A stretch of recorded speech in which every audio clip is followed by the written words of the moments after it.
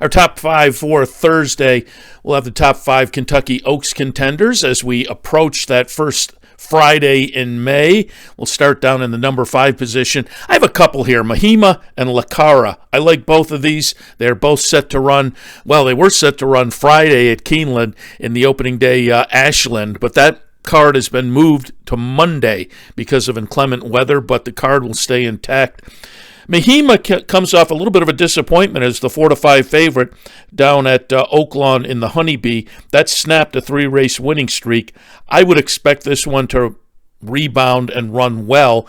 And Lacara, for me, comes in off a second-place finish in the Devona Dale behind the Queen's MG that I think was a decent effort. Started the season with a win in a stake at Tampa that got me on the trail of Lacara. I think both of these will run maybe better than we saw in their most recent efforts. So Mahima and Lacara.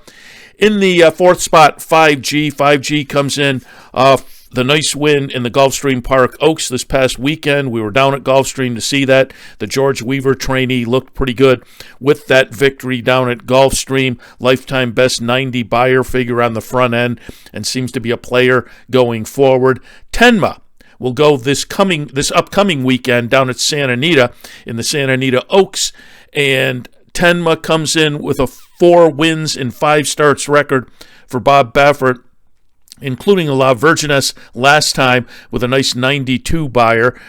I think this one is legit, and we'll get to prove that this weekend. And then as we approach the top, Quiet Side comes in off a nice win in the Fantasy down at Oaklawn in the latest effort. Comes in with a 2-race win streak, having won the Honeybee 2 back, but that Fantasy victory was very good looking over Simply Joking, and it was a ding-dong battle. I may regret not putting Simply Joking on this list as well, but we'll use Quiet Side. But on top, hey, she's undefeated and comes in off a win as we see here in the Fairground Oaks. It's good cheer for Brad Cox. 6 for 6 so far. The Rachel Alexandra 2 back at the Fairgrounds, and then the Fairground Oaks. So she's 2 for 2 as a 3-year-old, 6 for 6 overall. She does look solid, certainly.